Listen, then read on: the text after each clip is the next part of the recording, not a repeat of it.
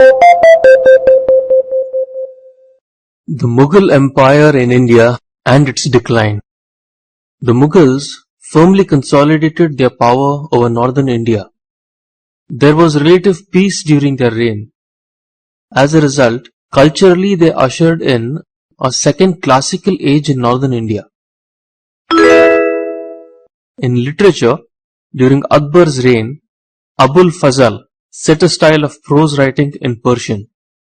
The famous Urdu poet Mirza Ghalib lived in the court of the last Mughal emperor Bahadur Shah II. Urdu became popular in India after the invasion of the Nadir Shah in 1739. The main form of Urdu poetry was the ghazal. Even a Hindu poet laureate was appointed at Akbar's court, named as Raja Birbal, whose stories are very popular even today.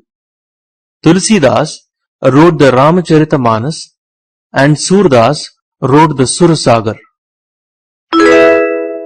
Akbar was also a patron of music. Tansen was a famous singer at Akbar's court who composed many new melodies or ragas. The Hindustani school of music had by now taken many features from Persian music. Jahangir and Shah Jahan continued patronizing this branch of cultural life. However, Aurangzeb in his later years banished singing from his court. Mughal paintings too were done with Persian style, having more colors, shading and perspective, giving it a three-dimensional effect.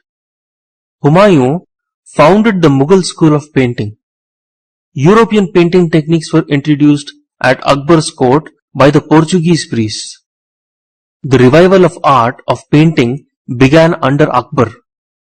He organized painting in his establishment where painters from different parts of the country came.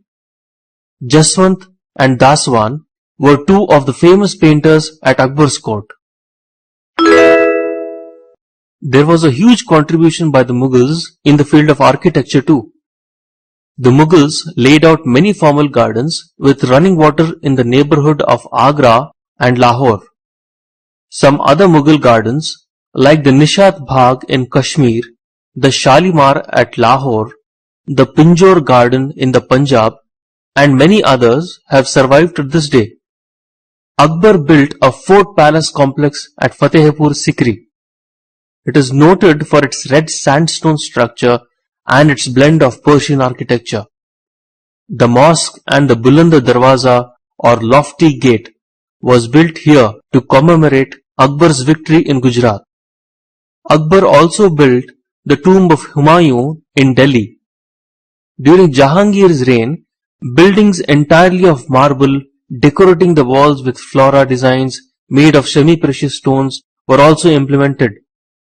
This method of decoration became even more popular under Shah Jahan, who used it in the Taj Mahal at Agra. Under Shah Jahan, mosque building reached its climax with the Moti Masjid in Agra and the Jama Masjid at Delhi. However, during Aurangzeb's time, art and culture declined. It was because of Aurangzeb's fundamentalist Islamic views. But Mughal architecture continued to be an influence. The Govinda Dev temple at Vrindavan and the Golden Temple at Amritsar have used Mughal styles of architecture. But the decline of art and culture started from the time of Aurangzeb. Aurangzeb waged wars constantly which drained the treasury, weakened the army, and resulted in a neglect of administration. The nobles fought for the possession of existing jagirs and overtaxed the peasantry. The rebellions of the peasants like Satanamis, Jats, and Sikhs led to a chain reaction of the zamindars. In the end, the zamindars too revolted and refused to pay taxes. Aurangzeb's death in 1706 hastened the decline. His successors were weak. They always faced a danger of foreign invasions from the northwest frontier.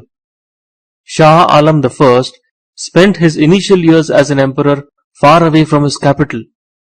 Taking advantage of this, the Rajputs, the Sikhs, and the Afghans openly defied the authority of the Mughal emperor. This rebellion spread to other parts like Hyderabad, Maharashtra, Bengal and Awadh. They established independent kingdoms. The foreign invasions of Nadir Shah and Ahmad Shah Abdali further weakened the empire. The Mughals were now reduced to the area around Delhi.